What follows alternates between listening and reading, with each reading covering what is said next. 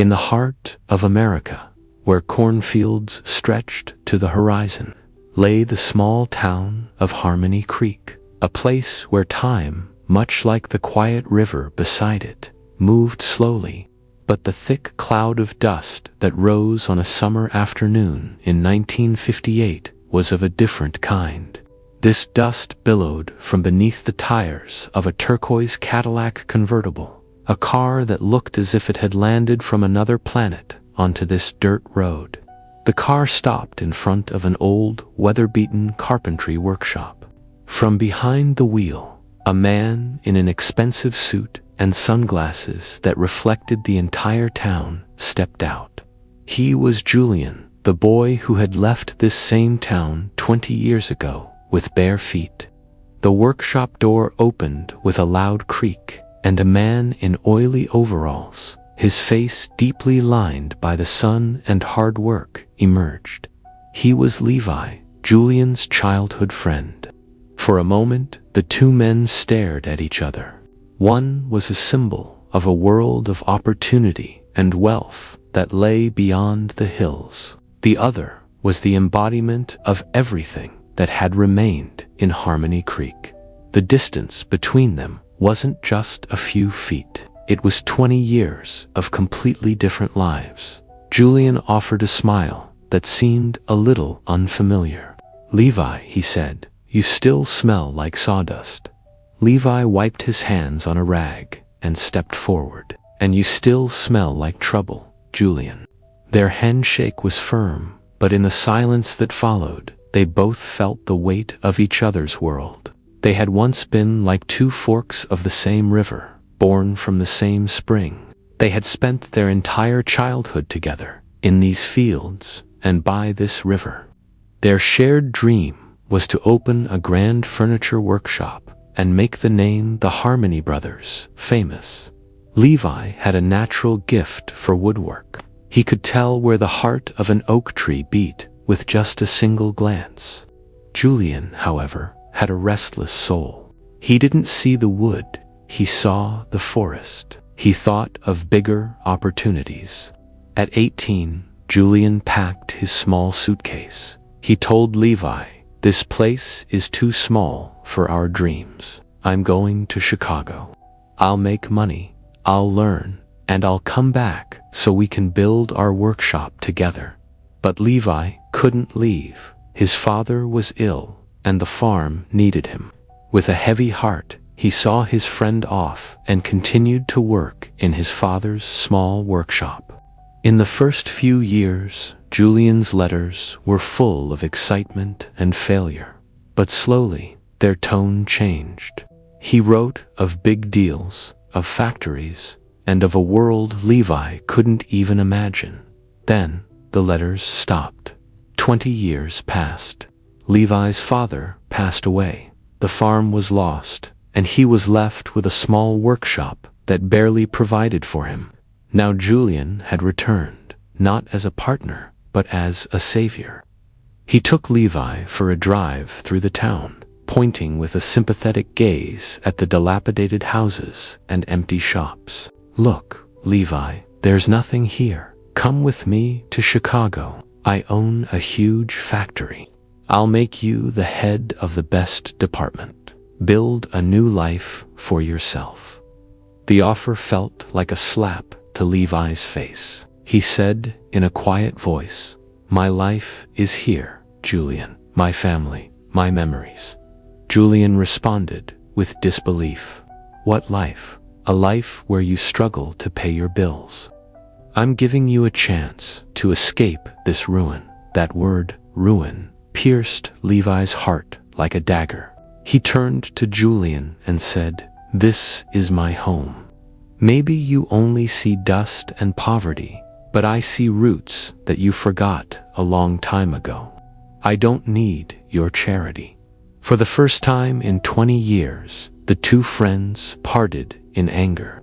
Julian, furious at this ingratitude, decided to stay for a few days, hoping Levi would come to his senses. He stayed in the small, old-town hotel. During the day, he wandered around aimlessly, but this time, Instead of looking out from behind the window of his expensive car, he had to walk. He had to smell the air and hear the sounds. One day, he passed by Levi's workshop and heard the sound of a saw. Out of curiosity, he peeked inside. Levi was working on a piece of cherry wood. Julian, now a great factory owner himself, could recognize quality. He saw the love with which Levi treated the wood. His movements were not those of a laborer, but of an artist. The result was a simple yet exquisitely beautiful chair, a quality Julian had never seen in his own factory, which produced thousands of chairs a day. The next day, he visited Mrs. Peterson, a woman who used to bake pies for them as kids. She now sold homemade jams. Julian bought a jar out of politeness. When he tasted it, the flavor of wild strawberries from his childhood came alive on his tongue so vividly that, for a moment, past and present merged. He had never tasted anything so authentic in all the grand stores of Chicago. Suddenly, Julian's perspective began to shift. All this time, he had been looking at Harmony Creek through the lens of his own world. He had only seen what was missing, the lack of money, factories, and opportunities. But now he was seeing what was there. Levi's unparalleled talent, Mrs. Peterson's authentic products, the oak and cherry forests that held the best wood in the world, and most importantly, a community that still cared for one another. He realized he had been wrong. Opportunity wasn't something Levi had to search for in Chicago. Opportunity was right here, hidden under a layer of dust and despair.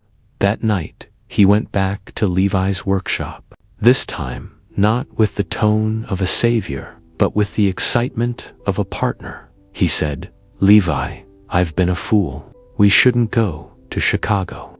We need to bring Chicago here." Julian explained his plan. He was no longer offering money or a job. He was presenting a business model. With his capital and connections, he would find a market for Harmony Creek's products. They expanded Levi's workshop, but not into a mass production factory. They turned it into a brand for high-quality, handcrafted furniture. They hired the old carpenters in the town. Then, they went to Mrs. Peterson and other local producers and created a brand called A Taste of Harmony Creek. Instead of giving his friend a fish, Julian taught him and the entire town how to fish in the modern world. Levi, with his talent and leadership, became the beating heart of this new movement. He was no longer a poor carpenter. He was an entrepreneur, rebuilding his home. A few years later, Julian's blue Cadillac was seen again on the main road of Harmony Creek.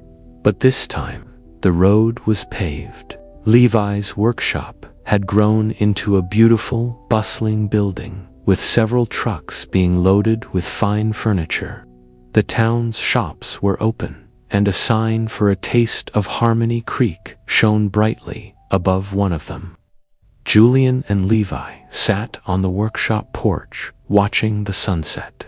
Julian said, "You know, my whole life I thought success meant leaving and going far away. But you showed me that sometimes real success is about staying and growing deeper." Levi smiled. "And you showed me that roots, no matter how deep, still need a little rain from another world to grow." The two forks of the river, after a long journey, had merged once more, and now they flowed together toward the sea, stronger than ever before. This story teaches us that success and opportunity are not absolute concepts found only in specific places. True value often lies in our perspective. Julian initially equated wealth with worth and poverty with worthlessness, but he learned that authenticity, talent, and deep roots are assets that cannot be bought with money. On the other hand, Levi couldn't see the potential in his own surroundings because he was lost in his daily struggles. Their true success came not from copying the model of the bigger world, but from combining the best of both, the wisdom and authenticity of the small town with the knowledge and opportunities of the larger world. This tale shows that true help is not about giving charity, but about empowerment and seeing the value that others cannot see in themselves.